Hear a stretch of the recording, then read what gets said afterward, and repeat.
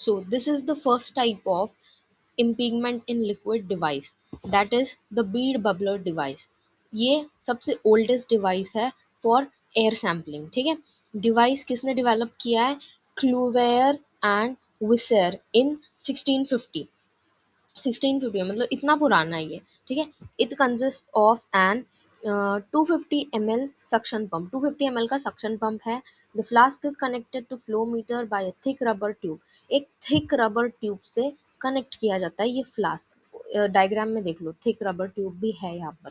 ठीक है, a glass bubbler which is rotating, but a glass tube along rotating at the bottom is kept in the flask with a minute opening at the bottom to keep the air in motion for proper tapping. मतलब ये देखो, ये जो tube है ना, glass bubbler है ये, फिर इसमें एक ट्यूब है, रोटेटिंग है मतलब वो घूम रही है गोल गोल. ठीक है, और kept in the flask with a minute opening at the bottom to keep the air in motion. मतलब एयर मोशन में रखने के लिए हम ये करते हैं.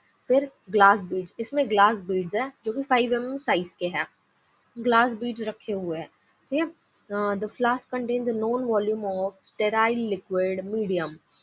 स्टेराइल लिक्विड मीडियम है इस फ्लास्क के अंदर. Air is forced into suction pump. Suction pump के थ्रू, ऊपर जो सक्शन पंप है, सॉरी नीचे जो सक्शन पंप है, उसके थ्रू हम क्या करते हैं? एयर को फोर्स करते हैं फ्लो मीटर के थ्रू. क्यों करते हैं ये?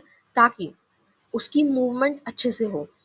Incoming air escapes into the form of bubbles. तो जो एयर आती है वो बबल्स के फॉर्म में दिखाई देती है. देखो डायग्राम में दिखाई दे रहा है. Bye means of a flow meter, incoming air escapes into the form of bubbles through the hole at the bottom. escape करती है into the form of bubbles, मतलब जो एयर आ रही है वो बबल्स के फॉर्म में दिखाई देती है, मतलब ढक देती है. Due to the shaking action of the glass, glass की शेकिंग एक्शन मतलब ये जो ट्यूब है वो जो गोल गोल घूम रही है, इसकी शेकिंग एक्शन की वजह से बीड्स आर ऑल्सो शेकिंग. ये जो बीड्स है वो भी गोल गोल घूमते जा रहे हैं. Which facilitates the formation of bubble, और इसकी वजह से बबल भी फॉर्म हो रहे हैं. यहाँ से सक्शन पंप लग रहा है, उधर से वो गोल गोल घूम रहा है, उसकी वजह से बबल्स फॉर्म हो रहे हैं.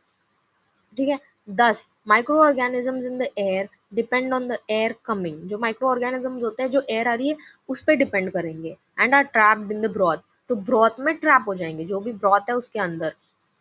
ठीक है, न्यूट्रिएंट ब्रॉथ, ये जो ब्रॉथ है ना उसके अंदर जो माइक्रो ऑर्गेनिजम्स, हम ये माइक्रो ऑर्गेनिजम्स के लिए तो प्रोसेस कर रहे हैं ना. फॉर एन्यूमरेशन ऑफ बैक्टीरिया, तो लास्ट में हम एन्यूमरेशन ऑफ बैक्टीरिया करेंगे. 1 ml of sterile nutrient broth on agar plate. Agar plate पे लेंगे और फिर पता चलेगा कि कितने बैक्टीरियाज है. ठीक है, प्रिंसिपल क्या है इसका? Air is drawn through the liquid medium in the flask as fine bubbles. Air छोटे छोटे इसमें फाइन बबल्स के इसमें दिखाई देती है. Microorganisms in the air impinge on the liquid surface of the bubble. जो ब्रॉथ है लिक्विड, उसके अंदर माइक्रो ऑर्गेनिजम्स दिखेंगे, इम्पिंज हो जाएंगे. And are trapped in the liquid medium, तो लिक्विड मीडियम में ट्रैप हो जाएंगे. The liquid is then cultured for enumeration of viable bacteria, और फिर लिक्विड कल्चर किया जाएगा ताकि हमें पता चले कितना ज्यादा काउंट